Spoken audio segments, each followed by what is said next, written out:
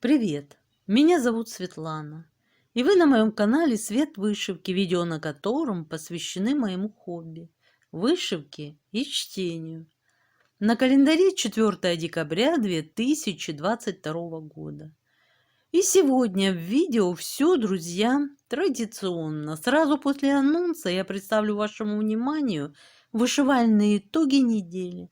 Это и продвижение картины «Любимая мелодия», и старт-финиш новогодней игрушки. Вернее, пока только ее вышитая заготовка. Сегодня в клубе будут танцы.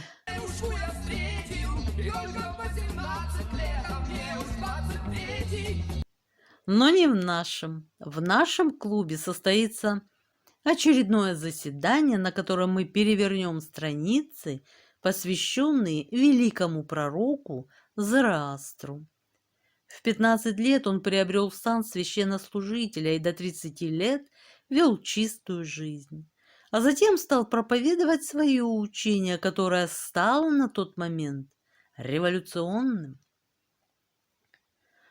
Вот такой анонс на сегодня. Итак, вышивка. Сразу начну с дополнительного процесса, который благополучно, друзья, стартовал и финишировал на этой неделе. Перед вами заготовка для новогодней игрушки. Это дизайн от Stony Creek, коллекция 1985 года, по-моему.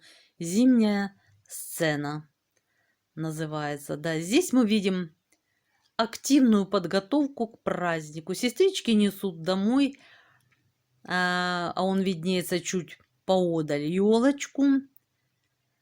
А маме сюрприз под мышкой в виде котеночка, которого встретили по дороге за елкой. Очень нравятся мне такие сюжеты. Хочу еще вышить подобные.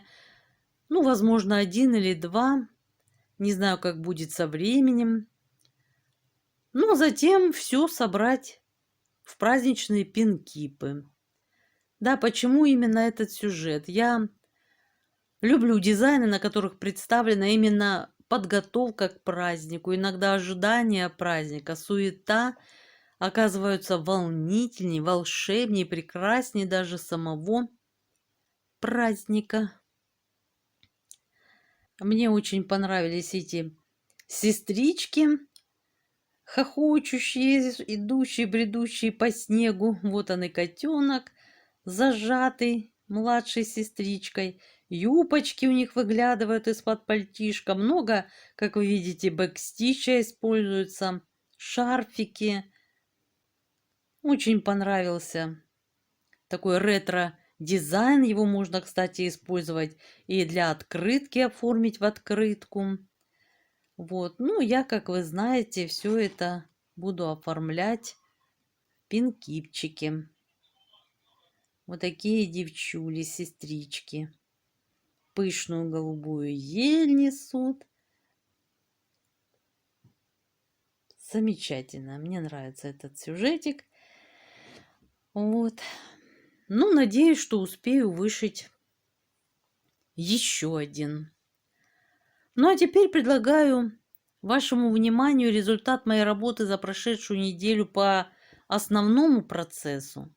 Напомню, друзья, я вышиваю картину «Любимая мелодия» по схеме от артели «Белый кролик», которые разработали ее по картине великого итальянского художника Евгенио Эдуардо Дзампиги.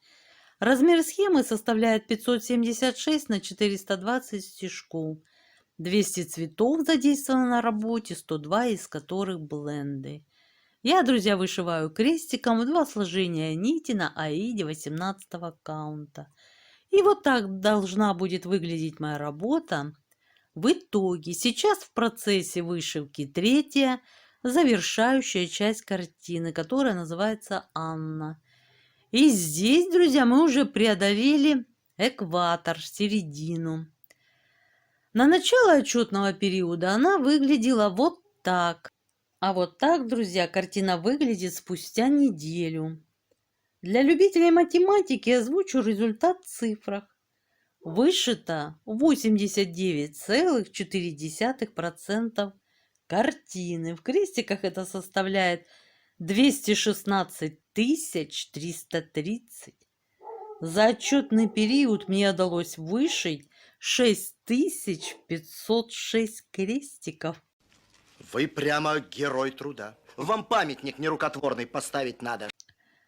Да, друзья, и до окончания работы мне осталось 25 590 всего лишь.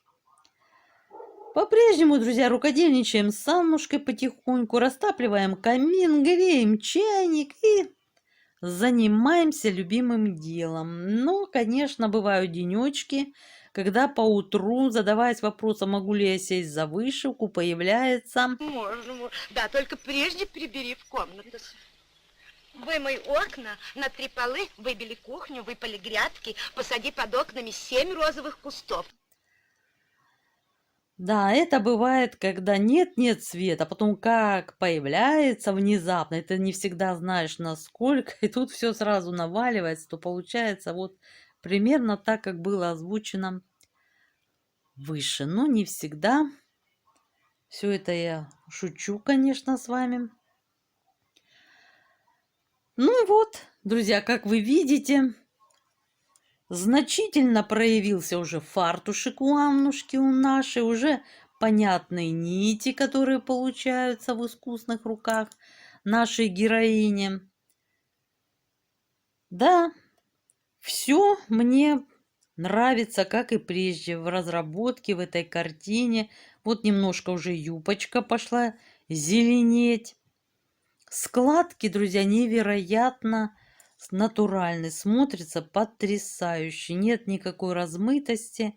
Так, ну, понятно, что прошла перемотку уже эта часть картины, поэтому уже я не смогу так откидывать вышитую уже законченную часть, но зато у нас есть возможность любоваться ножками нашего Джузеппе любимчика. Джузеппе, музыку дай себе знать. Ну вот, друзья, буду двигаться по обыкновению вправо, заполню эту часть окончательно и уже будем спускаться ниже, ниже и, так сказать, до полного окончания и завершения.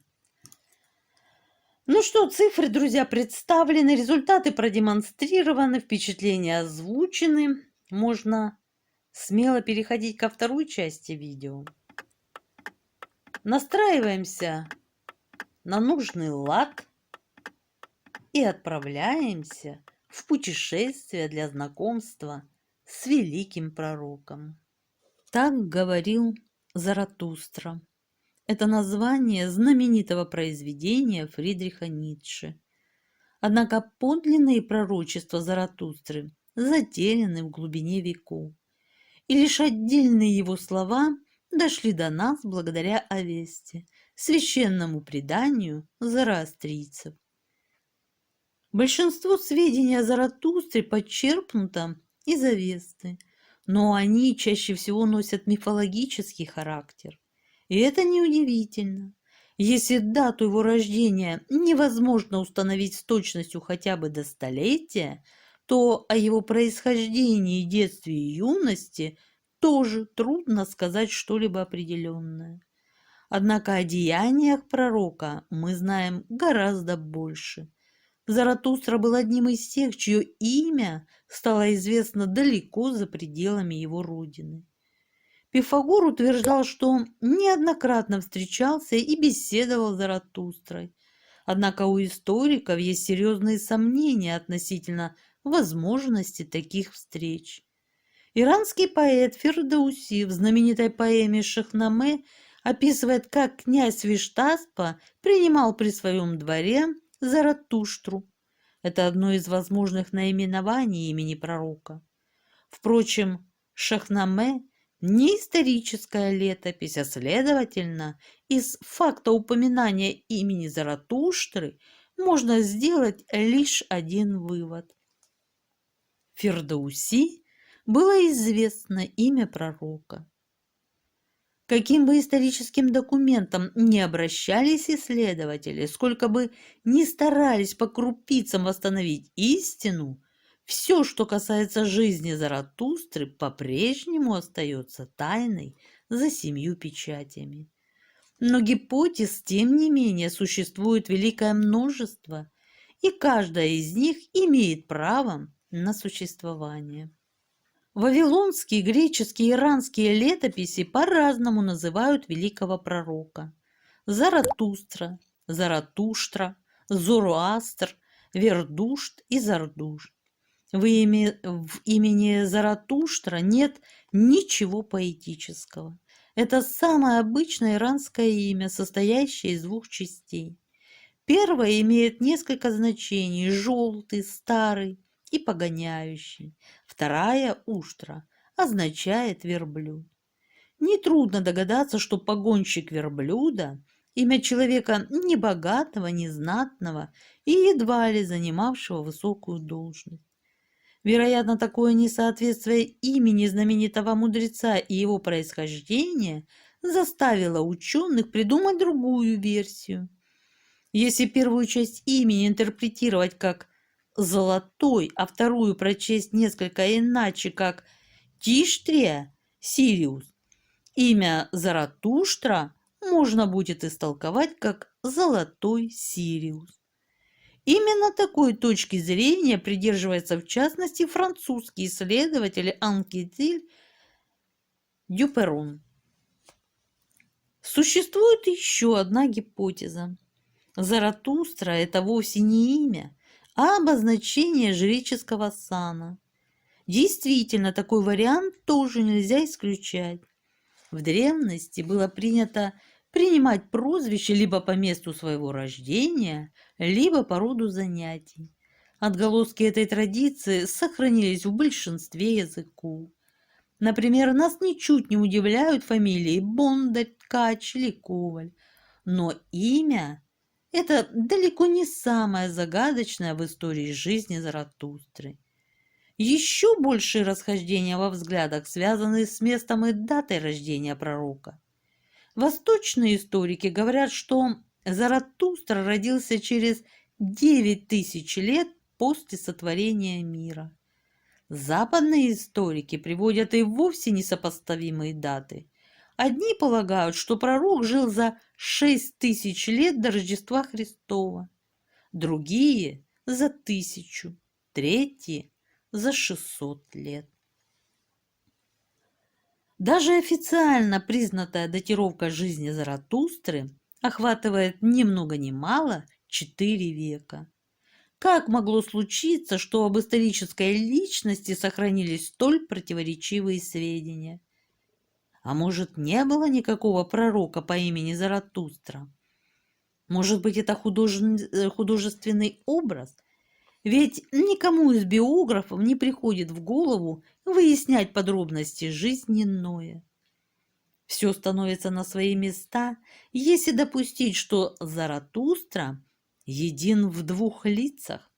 Одна его ипостась – сплетение мифов, которые имеют собственные законы развития сюжета. Другая – реально существовавший человек, автор Гад. И каждая из ипостасей имеет собственную биографию. Заратустра, каким его изображают последователи зороастризма, то есть в высшей степени идеализированный образ пророка, потомок царского рода. В Зендавесте говорится, что он родом из Ариана Веи, как и его отец. Магометанские же источники приводят более развернутую картину. Когда Дугда, мать Заратустры, носила его под сердцем, ей приснился вещий сон, настолько ужасный, что утром она в испуге побежала к предсказателю. Ей приснилось, что над ее домом появилось облако, из которого посыпались львы, тигры, змеи, драконы и другие чудовища.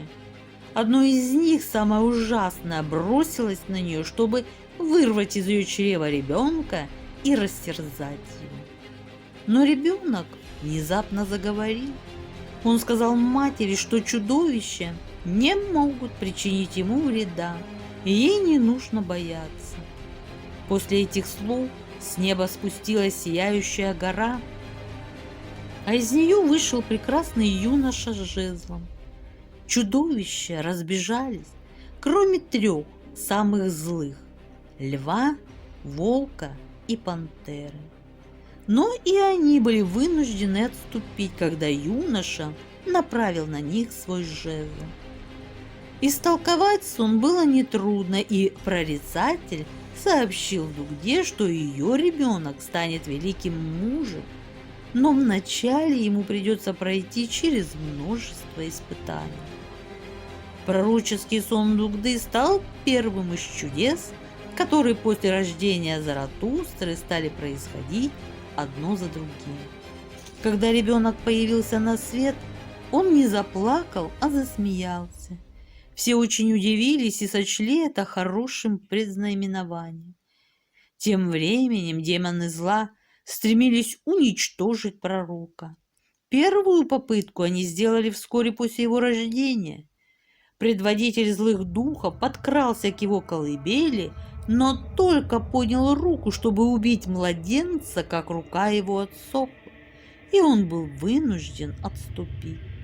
Затем злые духи выкрали Заратустру матери и отнесли его в пустыне, где развели большой огонь и бросили ребенка в пламя. Но когда Дугда отыскала его, Заратустра сладко спал среди бушующего пламени. На нем не было ни одного ожога. В дальнейшем маленького Заратустру похищали еще несколько раз. Его клали на пути стада быков, но самый большой бык закрыл его своим телом, и ребенок оставался невредим. Без единой царапинки он остался и в другой раз, когда его бросили к лошадям, и в третий в логове волчицы. И так всякий раз он чудесным образом избегал опасности. Когда Заратустре было 7 лет, демоны предприняли новую атаку. При помощи волшебства они вызвали на свет ужасных чудовищ, надеясь напугать мальчика до смерти. Всех присутствующих при этом охватила паника, и только Заратустра остался спокоен. Затем его во время болезни поднесли отравленное питье, но пророк оттолкнул его и вскоре стал выздоравливать. О дальнейших годах жизни пророка известно мало. Упоминается лишь, что в 15 лет он приобрел сан священнослужителя и до 30 лет вел чистую жизнь, а затем стал проповедовать свои учения. Учение Заратустры стало на тот момент революционным. Он заявил, что существует 2 первичных духа-близнеца – Ахура Мазда и Ангра Майнью, первый из которых выбрал путь добра, а второй – путь зла. Их борьба породила существующий мир и будет продолжаться до конца времен, после чего зло будет окончательно повержено. До того времени на родине пророка поклонялись целому пантеону. Каждой сфере жизни покровительствовало свое божество. Новая религия была одновременно проще и сложнее. Ее сила была в том, что у людей появилась надежда на спасение и смысл жизни, личное участие в битве добра и зла. В родном отечестве, как это обычно бывает, Заратустра не встретил понимания. Он вместе с немногочисленными учениками и ученицами покинул Ариану Вэю и после долгих странствий вышел к берегу моря. Ни лодок, ни кораблей поблизости не было, а переправляться вплавь Заратустра счел неприличным, поскольку с ним были и женщины. Он поднял руки к небу, море расступилось, и Заратустра с учениками спокойно прошел по дну. Не правда ли этот эпизод напоминает Ветхий Завет? В конце концов, небольшой отряд путешественников достиг Ирана. В день его прибытия был праздник, и Заратустра незаметно смешался с пирующими. А ночью он увидел сон, предвещавший успех его новой проповеди в Иране.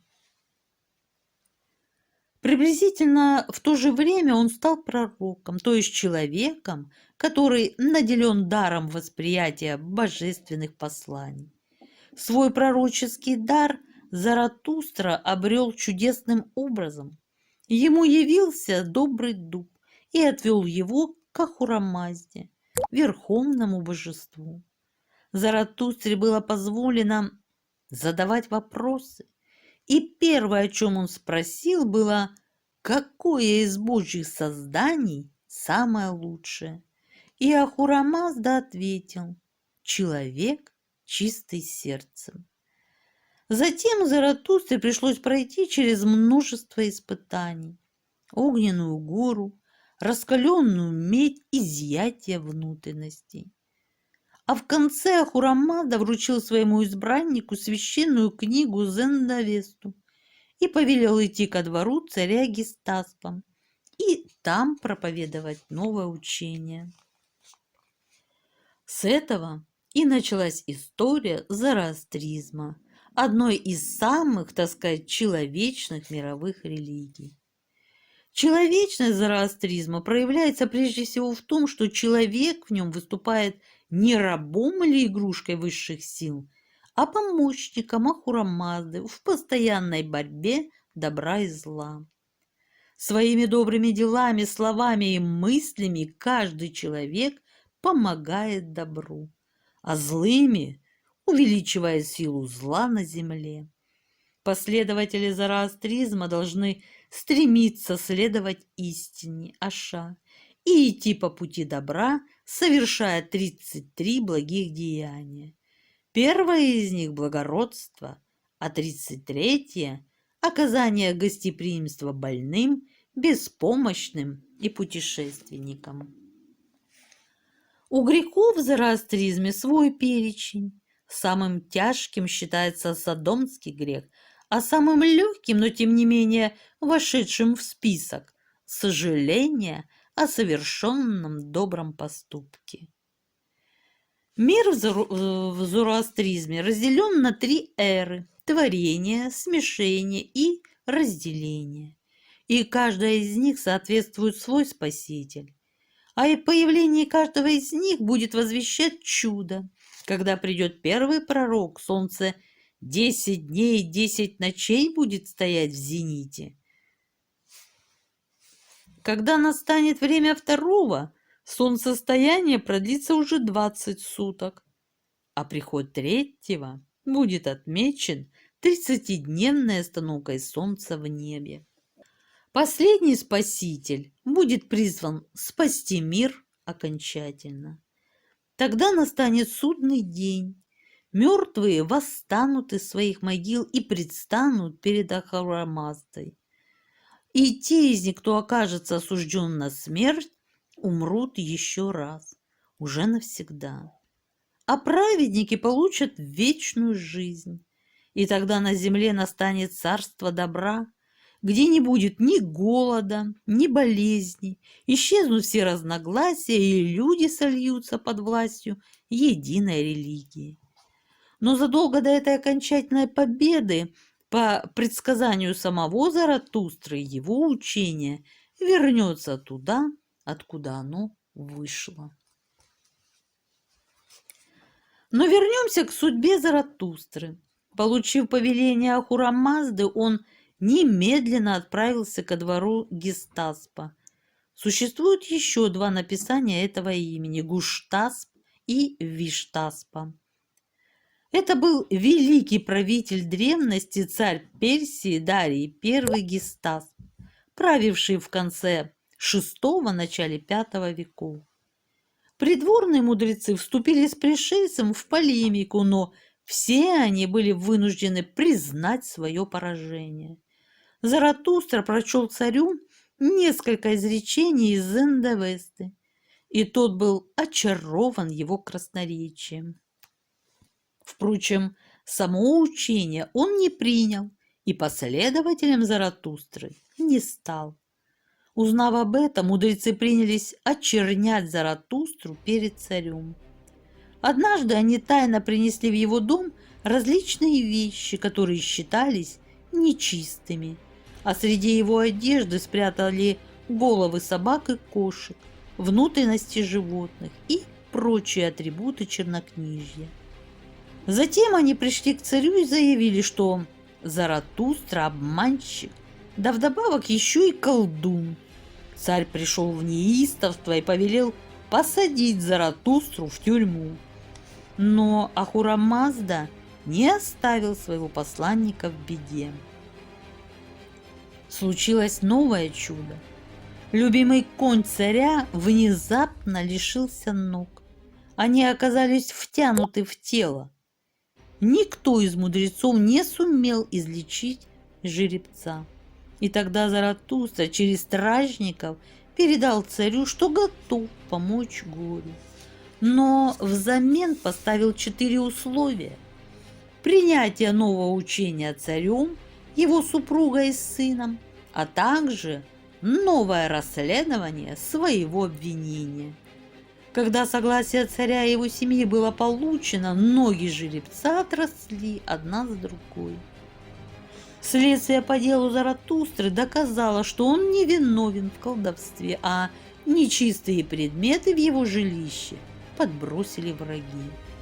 С тех пор Заратустра стал личным советником царя, и недоброжелатели были вынуждены смириться с этим. Он проповедовал свое учение, совершал обряды, и число его последователей неуклонно возрастало.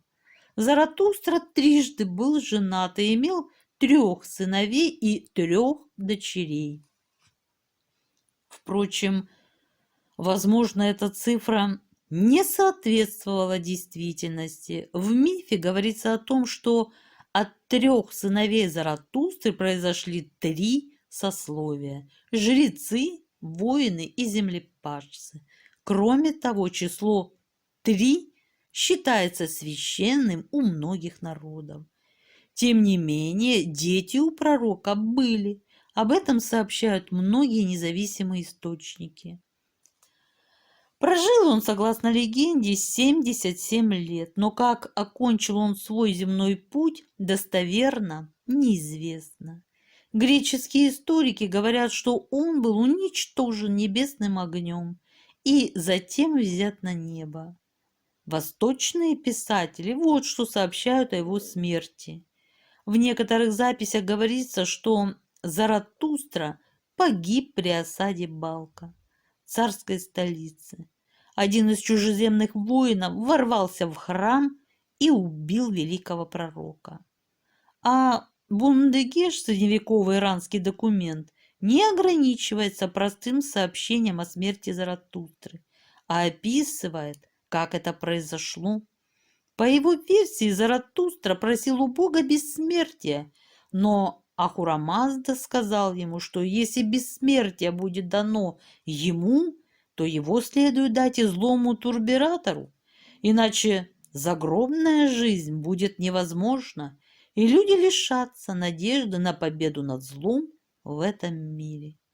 Затем Ахура Мазда показал Заратустре блаженство рая и страдания ада. И пророк заявил, что вполне доволен устройством этого мира. Такова в основных чертах легенда о великом пророке Заратустре. Но если сопоставить исторические документы, то мы обнаружим упоминание о жизни человека, который вполне мог быть реальным, Заратустрой, исторической личностью. Бесспорно, гипотеза, о которой сейчас пойдет речь, не считается единственной, однако она наиболее полная и логически непротиворечива из всех. Итак, целый ряд ученых полагают, что под именем Заратустры в VI веке до нашей эры выступал Спитак Спитама. Род Спитама был достаточно хорошо известен древним историкам. Эта фамилия встречается в деловых документах самого крупного банкирского дома того времени, дома Мурашу, сыновей Нипура. О ней же упоминается в самой Авесте. Это была богатая и влиятельная медийская семья, владеющая обширными поместьями в провинции Региана. Благодаря документам становится возможным уточнить и место рождения Заратустры. Греческий историк Теси сообщает, что это была Рага. Город впервые упоминается в бехистунской надписи. Кроме того, о нем говорится и в Авесте. В одном месте встречается упоминание о Раге Заратустровской, а в другом говорится, что Рага – 12-я прекрасная страна, созданная Ахура-Маздой. Более того, восточные историки сообщают, что дворец отца Заратустры стоял на берегу реки Дараджа на горе Сбар. Записи Ктесия проливают свет и на родословную Заратустры. По его словам, Спитама Заратустра был сыном дочери последнего медийского царя Астата и главы одного из медийских кланов. После завоевания Экбатана Киром мать Заратустры вышла за него замуж, так что дочь Кира Атосса была сестрой Заратустры по матери. Но если историкам удалось установить имена родителей Заратустры, возможно, и время его жизни также может быть вычислено. Из Бундахижа и Шахнаме и храмовых летописей всплывает знаменитая дата – 258 год до Александра Македонского. Эта дата – год основания религии Заратустры, а не год его рождения. Но мы уже знаем, что первые проповеди Заратустры прозвучали, когда ему исполнилось 30 лет. Кроме того, существует еще одно, пусть и косвенное, свидетельство – история Кипариса, посаженного Заратустрой в память обращения царя Гестаспа. Кипарис был посажен у храма огня в Хурасане, и на его стволе сделана надпись «Гуштасп принял благую религию». Халиф Ал-Мутавакль срубил кипарис во время гонений на зороастрийцев в 860 году по христианскому летоисчислению. Трудно поверить, но дереву в это время было более 1450 лет. Разумеется, годовые кольца на стволе кипариса не считали, однако исторический промежуток они указывают довольно точно, и он совпадает с тем, который стал известен из рукописей. Остается произвести подсчет. Спитама Заратустра родился в 569 году до нашей эры и основал новую религию в 538 году до нашей эры. А умер он, прожив 77 лет, в 492 году до нашей эры. Как и любая гипотеза, эта версия вызывает немалые возражения. Прежде всего вызывает сомнение то, что в Гатах Заратустра не раз упоминает о недостатке материальных средств. Но если он был сыном одного из богатейших родов, то не должен был терпеть нужду. Возможно, он дал обет добровольной бедности, но зороастризм вовсе не требует от своих последователей аскетизма. Он лишь указывает на то, что богатство должно быть нажито честным путем.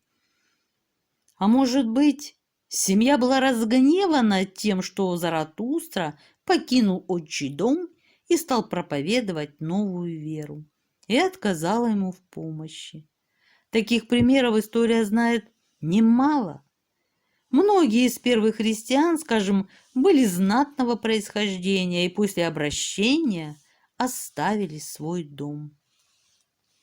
А ведь Заратустра был не последователем, а основателем новой религии или, как минимум, ее реформатором. Как бы то ни было, в Гатах в Овесте упоминается целый ряд членов семьи Спитама. Да и сам автор Гат называет себя Спитамой. Так что, возможно, историкам удалось установить настоящее имя пророка и определить время его жизни. То, что Заратустра оказался при дворе царя Дария Гестаспа, также вполне объяснимо. Этот великий правитель стремился объединить разрозненные персидские державы в одно мощное государство. Зороастризм мог стать для персов мощным объединяющим фактором, той основой, на которой новое государство сплотилось бы вокруг центра. Собственно говоря, Дарию удалось достичь поставленной цели. Его правление было блистательным, и лишь греко-персидские войны омрачили конец его царствования. Кстати, если мы обратимся к знаменитой бехистунской надписи, высеченной по приказу Дария в скале в 516 году до нашей эры, то узнаем любопытные вещи. Дарий сел на трон государства Ахеменидов в период смут и неразберихи, которые начались после неожиданной смерти Камбиса, предыдущего царя Персии. Вот как выглядит событие тех лет в изложении самого Дария. Некто именем Камбис, сын Кира, из нашего рода, был здесь царем. Этот Камбис имел брата по имени Бардия, от одного отца и одной матери. Камбис убил этого Бардию. Народу было неизвестно, что Бардия убит. Затем Камбис пошел в Египет. Когда Камбис пошел в Египет, народ возмутился, ложь распространилась в стране, как в Персии, так и в Медии, ровно, как и в других странах. Был человек, маг по имени Гаутама, возмутившийся в Пишиявада, у горы Аркадриш, откуда он начал бунт. В месяц Севиакне 14 числа он возмутился. Народу он лгал, говоря: «Я Бардия, сын Кира, брат Камбиса». Тогда весь народ отпал от Камбиса к нему, и Персия, и Медия, и прочие страны. Он захватил власть, это было 9-го Гармапада. Тогда Камбис умер, умертвив себя. Трудно более лаконично изложить историю самозванца.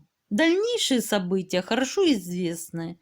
Гаумата, захватив власть, долгое время оставался безнаказанным. Самозванца удалось победить Дарию Гестаспу, которому в тот момент исполнилось 28 лет. При этом он не обладал значительной военной мощью. В надписи упоминается о том, что Гаумату он победил с немногими людьми. После блистательной победы Дарий взял в жены дочь Кира Атосу. Этот брак призван был подчеркнуть единство династии Ахеменидов и законность унаследованного им царского достоинства. Вероятно, именно об этом шла речь в легендах о Заратустре. Однако в бехистунской надписи Дарий прямо говорит: «Волей Ахура-Мазды я стал царем, Ахура-Мазда вручил мне царство». А в другом месте упоминает о том, что помолился Ахура-Мазде перед битвой. Получается, Дарий стал зороастрийцем еще до своего воцарения. Тогда к какому же двору пришел Заратустра? И был ли Гестасп царем, когда встретился с пророком? С момента, когда Заратустра получил откровение и стал проповедовать, до восшествия Дария на престол прошло ни много ни мало 16 лет. Таким образом, если Заратустра в 30-летнем возрасте прибыл ко двору Дария, то будущему царю было 12 лет. Можно, конечно, предположить, что некоторое время он провел в пути, однако в легенде упоминается жена Дария, его сын-наследник. который появился на свет несколько позже. Расхождения между легендой и историческими документами легко объяснимы. Великим государственным деятелям нередко приписываются подвиги, которые совершались задолго до их рождения или через несколько десятилетий после их смерти. Но как быть с надписью, высеченной по приказу самого Дария? Точный ответ на этот вопрос дать трудно. Но можно высказать несколько предположений. Прежде всего, Заратустра мог действительно встретиться с Дарием задолго до того, как тот стал царем. Тогда его мифическое появление при царском дворе и состязание с мудрецами не более чем дань литературной традиции. Ведь и в эпических произведениях, и в сказках герой, прежде чем достичь вершины, должен пройти через испытания, в том числе человеческой неблагодарностью и клеветой. Второе предположение основано на другой, не менее древней традиции. Это переписывание историй. Надпись появилась в 516 году до нашей эры, через 6 лет после победы Дария. За это время он вполне мог обратить царя в истинную веру. А затем Дарий как бы задним числом сообщил о молитвах Ахура-Мазде и дарованной им победе. Интересно, что это сообщение могло появиться лишь в том случае, если зороастризм уже получил распространение среди персов и был принят ими как откровение свыше. Иначе Дарий подвергся бы немалому риску как правитель, ломающий вековые традиции. Что же касается пророчеств Заратустры, большая часть из них носит характер ответов на вечные вопросы. Как устроен мир, что его ожидает, что таится за гранью смерти. Несмотря на то, что человечество сумело раскрыть многие загадки мироздания, оно все еще не нашло разгадки тайны жизни и смерти, добра и зла, начала и конца этого мира. Быть может, поэтому наука никогда не сумеет заменить религию. Зороастризм существует до сих пор, и хотя он не входит в тройку великих мировых религий, у него немало последователей. Иранцы с гордостью показывают туристам священный огонь, который по преданию зажег сам Заратустра. За всю историю страны, иногда очень неспокойную, он не угасал ни разу.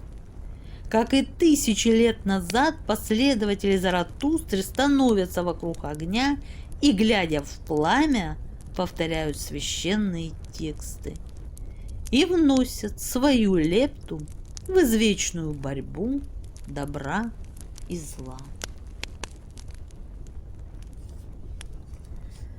Вот так, друзья. Пишите комментарии, ставьте лайки, если тема была вам интересна. Подписывайтесь на канал. Я желаю всем мира, здоровья и всяческого благополучия. А на сегодня все. Пока-пока.